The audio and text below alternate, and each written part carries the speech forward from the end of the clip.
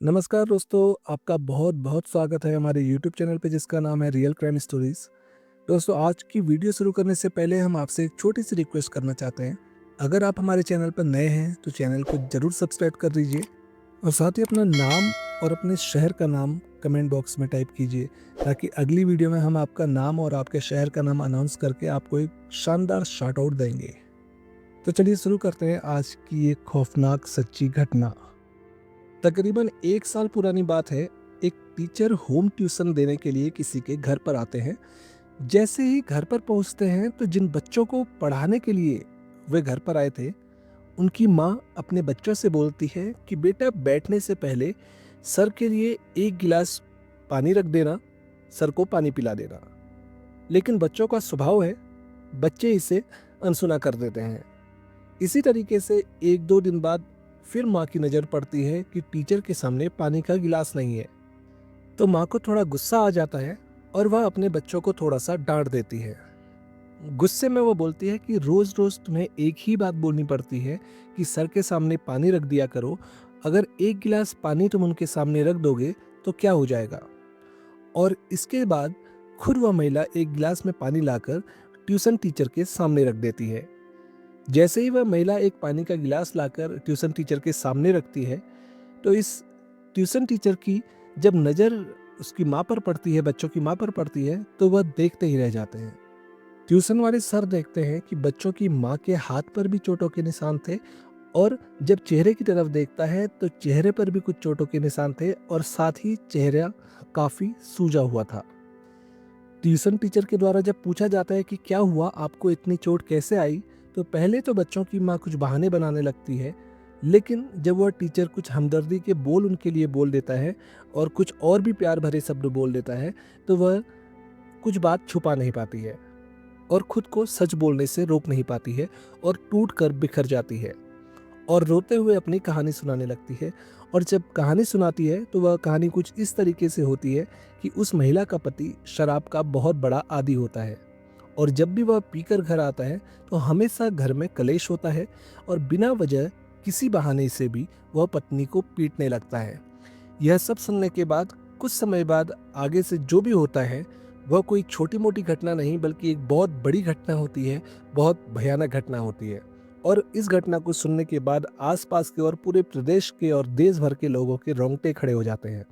तो आज की कहानी के माध्यम से हम यही जानने और समझने की कोशिश करेंगे कि आगे क्या ऐसा भयानक होता है कि जिसकी चर्चा पूरे प्रदेश में ही नहीं बल्कि पूरे देश भर में फैल जाती है और यह एक बहुत बड़ा चर्चा का विषय बन जाता है। नमस्कार, आज की जो सच्ची घटना मैं आपको सुनाने जा रहा हूँ, यह सच्ची घटना बिहार प्रदेश में एक जिला पड़ता है समस्तीपुर। उस समस्तीपुर जिले का एक इलाका है जहाँ एक थाना पड़ता है मुफस्सिल, और इसी मुफस्सिल थाने के अंदर एक गांव है लगुनिया रघुकंठ, और रघुकंठ का गोटियारी वार्ड नंबर 40। जुलाई 2025 में यहाँ के एक घर से सुबह सुबह एक लड़की के जोर जोर से चीखने की आवाजें आने लगती हैं। आसपास के कुछ लोग जाग चुके थे और कुछ लोग अभी भी सो रहे थे, लेकिन यह चीखने की आवाज सुनकर जो लोग सोए हुए थे वह लोग भी उठकर उस घर में आ जाते हैं और आसपास के सभी लोग वहां जमा हो जाते हैं।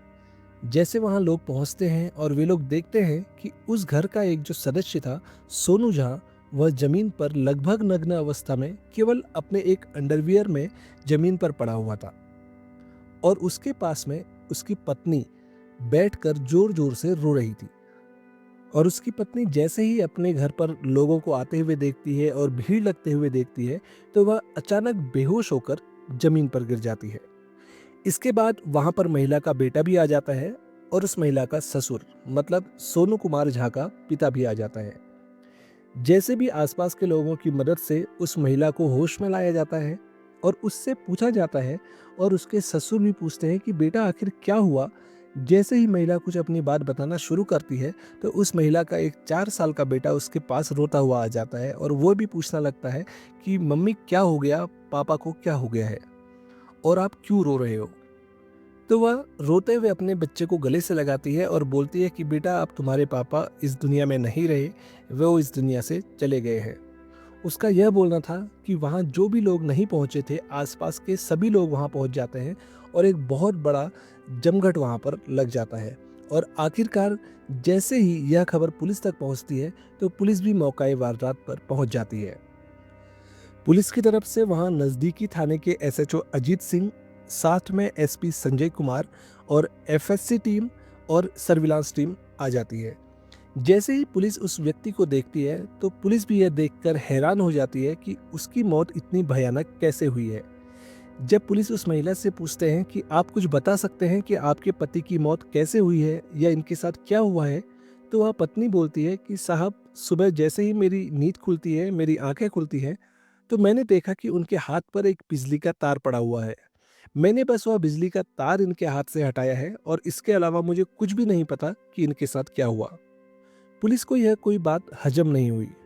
पुलिस आसपास खोजबीन करती है और उसके बाद पुलिस उसे बोलती है कि जैसा तुम बोल रही हो इस पर हमें शक हो रहा है, क्योंकि तुम्हारी दीवार पर भी खून के निशान हैं और तुम्हारे बिस्तर पर भी कुछ खून के छींटे पड़े हुए हैं।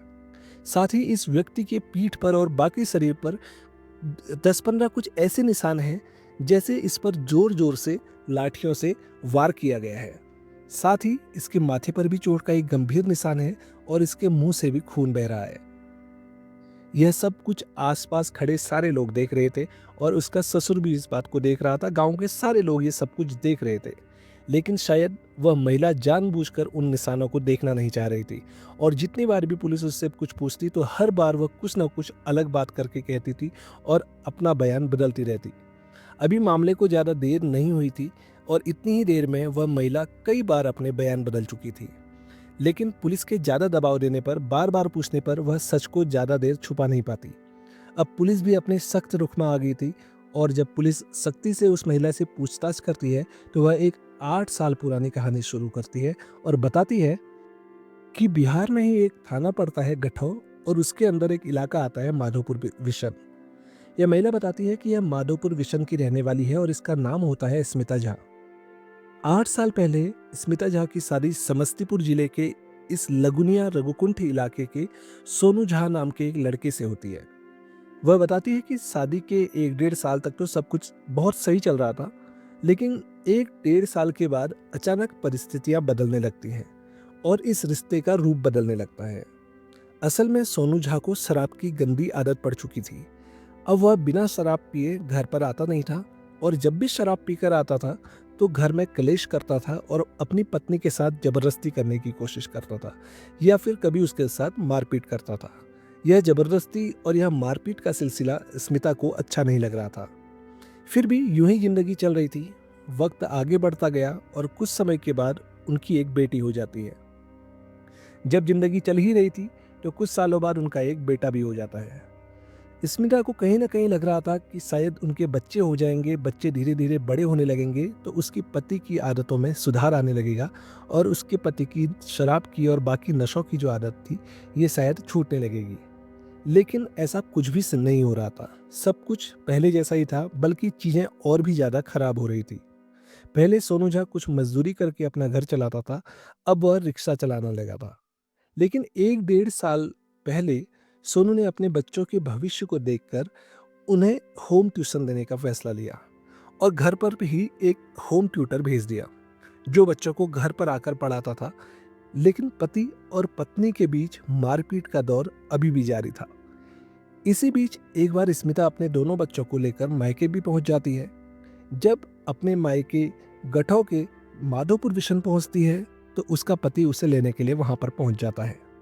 वहां पहुंचने के बाद पंचायत बैठाई जाती है और उस पंचायत में यह निर्णय लिया जाता है, यह डिसाइड किया जाता है कि अब उसका पति उसके साथ मारपीट नहीं करेगा और उसका पति भी उसे विश्वास दिलाता है कि अगर वह वापस चलती है तो वह मारपीट बिल्कुल नहीं करेगा और कैसे भी तुम वापस आ जाओ, बस हमारे घर चलो।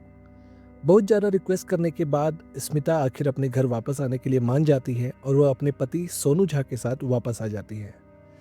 लेकिन होना कुछ नहीं था। सोनू की आदतों में अभी भी कोई सुधार नहीं आ रहा था। वह स्मिता के साथ अभी भी मारपीट करता था। इसी बीच एक दिन उसे टीचर की नज़र स्मिता पर पड़ जाती है और जब वह उसकी हालत देखकर कुछ हमदर्दी के बोल बोल देता है, क्योंकि शादी के 1-1.5 साल के बाद कभी सोनू ने स्मिता से ढंग से बात तक नहीं की थी, तो इस वजह से स्मिता को सोनू से प्यार कम और नफरत ज़्यादा होने लगी थी और इसी बीच जब ट्यूशन टीचर ने कुछ हमदर्दी के बोल दिए, कुछ प्यार के शब्द उसके सामने बोल दिए, तो स्मिता उस ट्यूशन टीचर को अपना दिल दे बैठती है और उन दोनों के बीच एक प्रेम प्रसंग शुरू हो जाता है। यह प्रेम प्रसंग चल ही रहा था तो अब से करीब 6 महीने पहले की बात है कि वह ट्यूशन टीचर और स्मिता के घर पर ही कुछ आपत्तिजनक स्थिति में होते हैं और अचानक स्मिता का 4 साल का बेटा वहां पर आ जाता है और वह उन दोनों को आपत्तिजनक स्थिति में देख लेता है। उस समय तो बच्चा कुछ नहीं बोलता, लेकिन जैसे ही उसके पिता सोनू झा घर पर आते हैं तो वह पूरी कहानी अपने पिता के सामने खोल कर रख देता है। बेटे के मुंह से यह सब सुनकर सोनू गुस्सा हो जाता है और गुस्से में अपनी पत्नी से मारपीट भी करता है। लेकिन ना तो वह इस बात को अपने घर से कहीं बाहर जाने लगता है, न ही अपने घर के बड़े लोगों को बताता है, न ही इस मामले को बाहर जाने देता है। इस मामले को वो पंचायत में भी नहीं ले जाता, न ही इस मामले को थाने लेकर जाता है। समाज में अपनी बदनामी की डर से सोनू इस बात को घर के अंदर ही रखना चाहता था। इसके बाद इस रिश्ते को फिर से पटरी पर लाने की कोशिश हो रही थी। सोनू सुबह अपने घर से निकल जाया करता था और रात को देर में भी घर आता था। जब वह देर रात घर में आता था तो उसकी पत्नी, बच्चे और उसके पिता, माता, बाकी सब लोग घर में डिस्टर्ब होते थे। इसलिए सोनू के पिता मतलब स्मिता के ससुर ने अपने खिड़की पर कुछ ऐसा रास्ता बना दिया था जिस पर वह रात में कभी भी अंदर आ जाता था और किसी को पता भी नहीं चलता था। अब इस रास्ते की 2 चाबियां बना दी गई थी, एक सोनू के पास रहती थी और एक स्मिता के पास रहती थी। अब बात आती है 25 जुलाई 2025 की। तकरीबन रात के 12 बज रहे थे। सोनू कुमार झा काम करके घर पर जैसे ही वापस आते हैं, वह उस खिड़की से बनाए गए रास्ते से ही अंदर आता है, वहीं से प्रवेश करता है। जैसे ही वह अंदर प्रवेश करता है तो देखता है कि उसकी पत्नी स्मिता झा और ट्यूशन टीचर जिसका नाम था हरिओम कुमार झा, वह आपत्तिजनक स्थिति में बिस्तर पर पड़े हुए हैं। स्मिता और हरिओम इस बात से बिल्कुल अनजान थे, बिल्कुल बेखबर थे कि सोनू अंदर आ चुका है। लेकिन यह सब देखकर सोनू अपने आप को रोक नहीं पाता और वहां पर थोड़ा कहासुनी होने लगती है।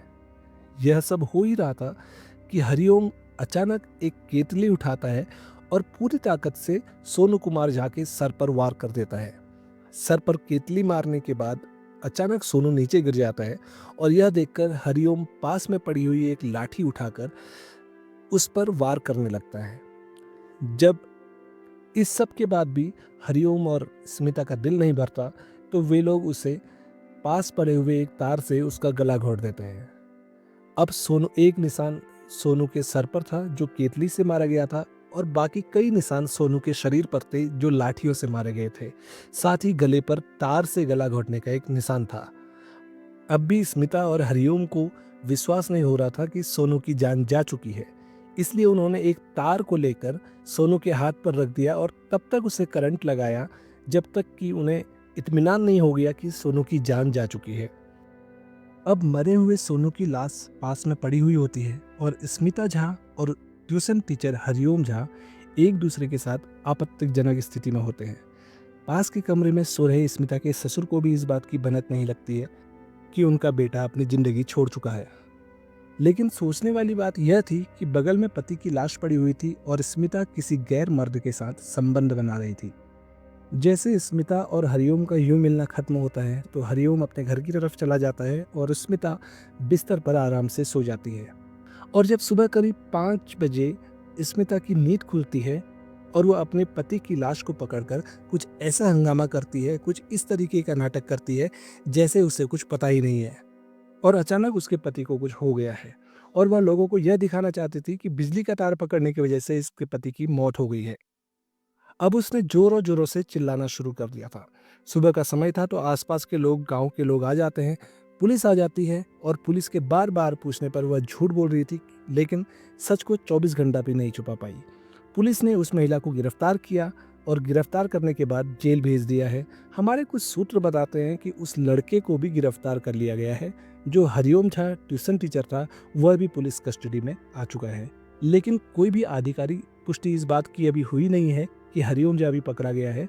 लेकिन पुलिस का यह कहना है कि जल्द से जल्द इस मामले की पूरी जांच करके चार्जशीट फाइल करके इन आरोपियों को अदालत में पेश किया जाएगा और कम से कम समय में इन्हें बड़ी से बड़ी सजा दिलाई जाएगी, जिससे समाज में यह संदेश दिया जा सके कि बुरे काम का बुरा नतीजा।